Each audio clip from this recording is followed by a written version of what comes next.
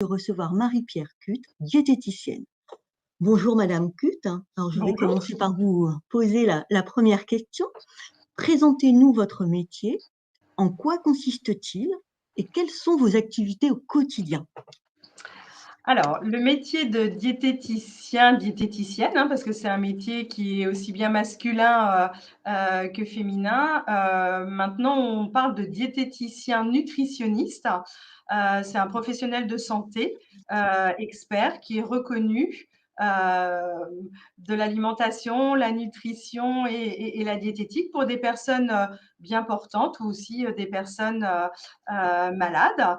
Elle va contribuer, on va contribuer au maintien et à l'instauration de l'état de santé et la qualité de vie d'une personne qui par le biais de l'alimentation.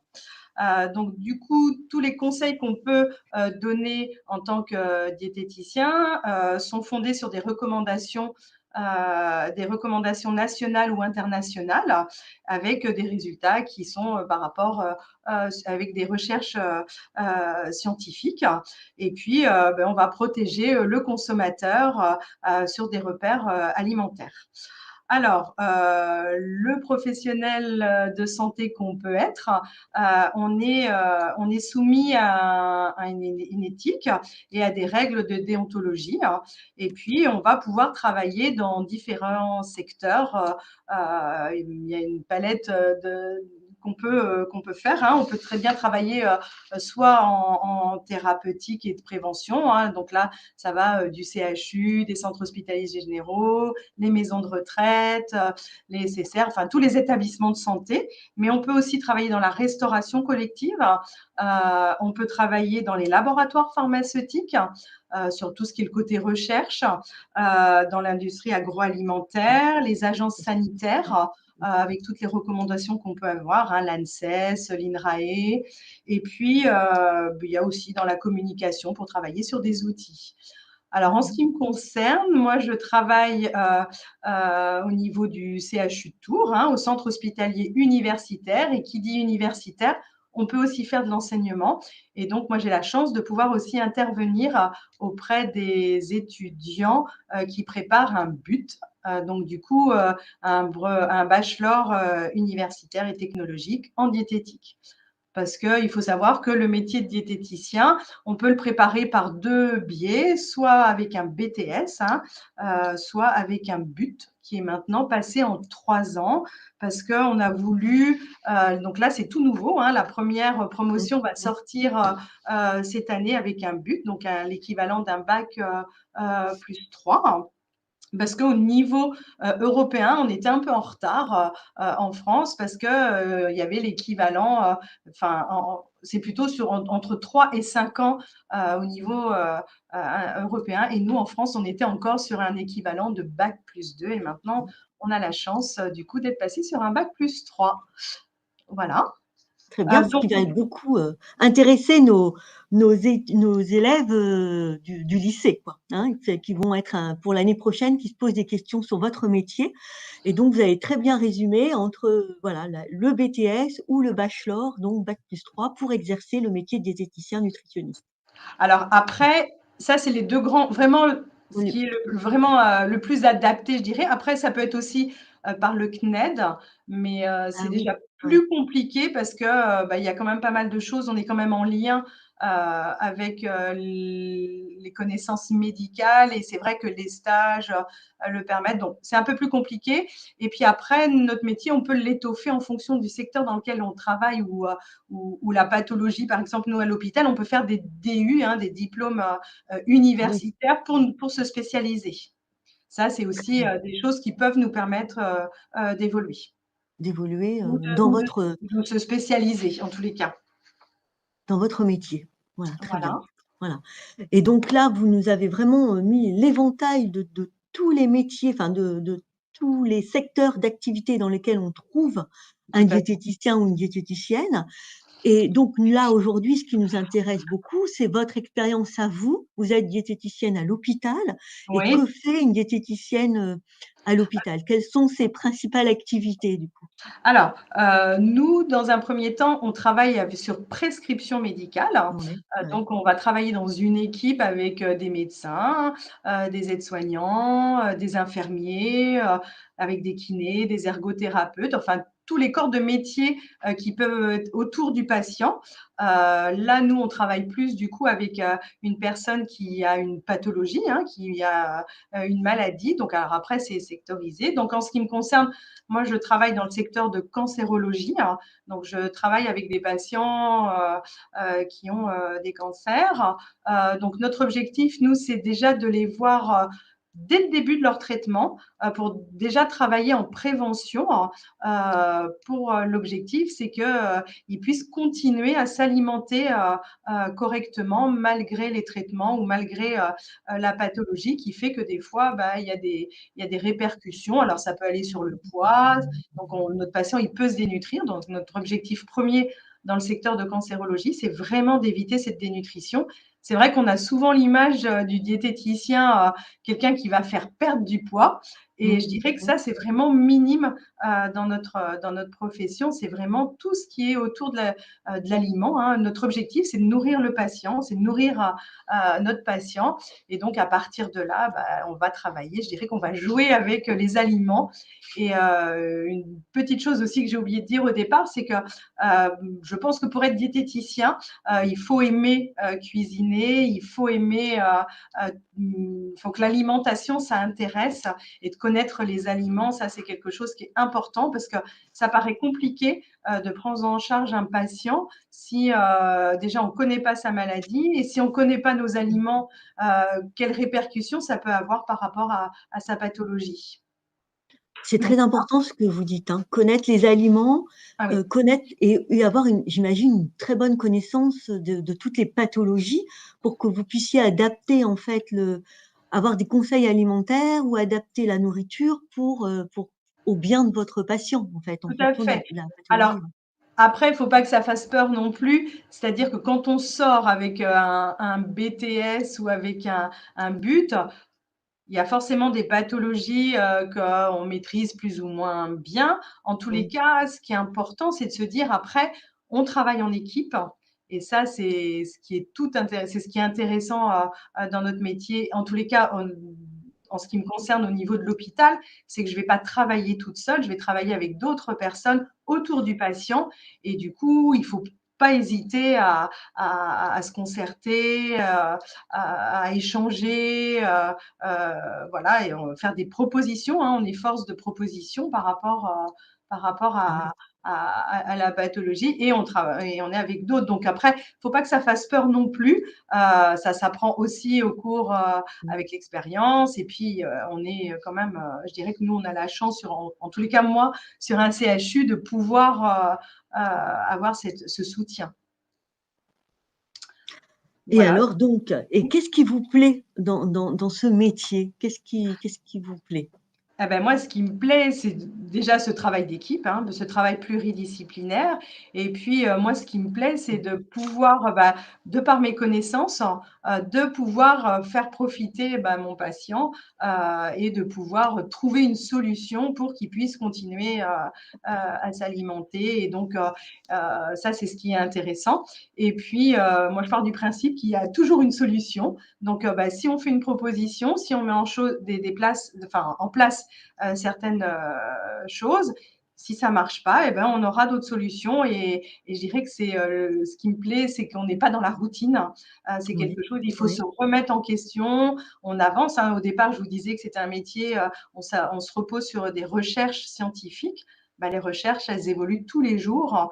Et il faut accepter voilà, de se remettre en question. Donc ça, c'est vraiment ce qui me plaît bien.